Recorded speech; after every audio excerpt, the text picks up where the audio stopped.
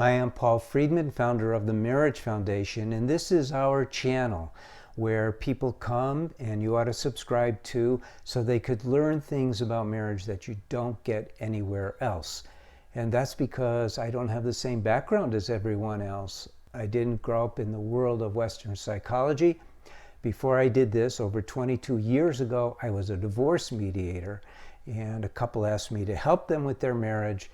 I dove deep into understanding what marriage is all about with the aim of helping them have a permanently good marriage. It worked. I learned things that rocked my world, and they will rock yours. And this video is a great example of how different we are.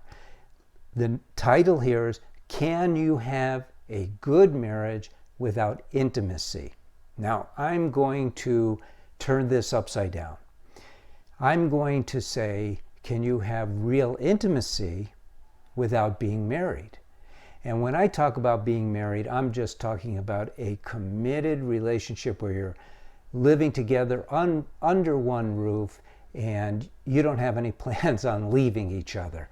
Because that's marriage in this day and age. A lot of people are afraid to get married legally and go through all that, another topic. But let's stick with this one. Intimacy has taken on a meaning in our world that is, for all intents and purposes, inaccurate. Intimacy is not sex. Sex can be intimate, should be intimate, but sex is not intimacy. This is important in this context of the question, because what you want by asking this question is you want to make sure that you're having sex in your marriage, and that's reasonable. But when we misunderstand what sex is, then it becomes a whole different topic. You see, if we see sex the way the world sees it, as either a form of recreation, a form of being together with your spouse in a way where you shouldn't be with others, in other words, a dividing line between your relationship and your relationship with others. If you see it as a way of getting off, then you're missing the point. Your marriage is supposed to be intimate. That is almost the definition of marriage. It is, by real definition, the definition that I came up with, which is an individual spiritual path that two soulmates take together, then you're talking about a relationship that is on the highest possible plane of love, which is spiritual. And that's why I call it a spiritual path. Happiness is also spiritual. Now, there are other forms of happiness and other forms of love that are referred to in an emotional state, but that's not what marriage is all about. We're souls. We have this craving for love, unconditional love, because that is what we are. We have to have that love. The happiness that we seek is that which comes from experiencing that love, you see. So what happens is we don't know all of this stuff. We're so not taught in this world. No one's fault. I'm not blaming anybody. We're evolving.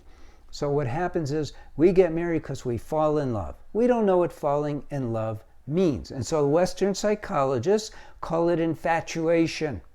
They do. They blame it on hormones.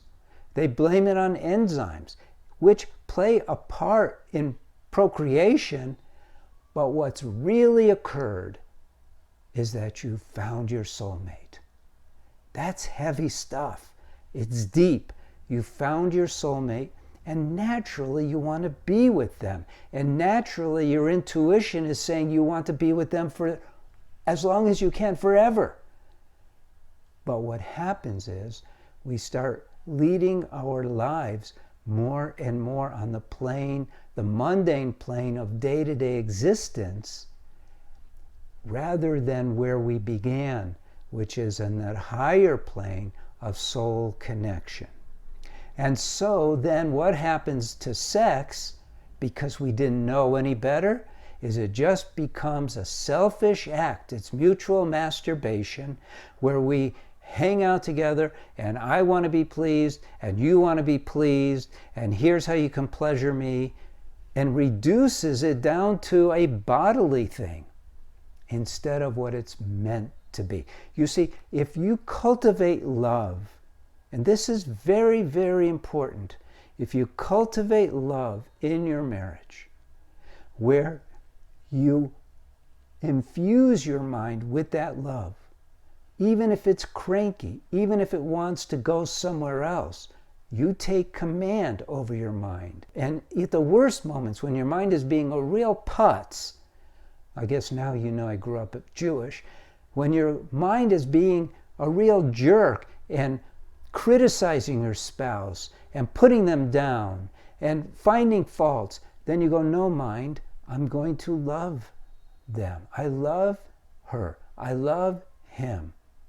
And I want to cultivate my love. And you start visualizing your heart opening up. And you start creating this bridge. And then this bridge is cultivated, and having sex becomes only another form of expressing love and loyalty.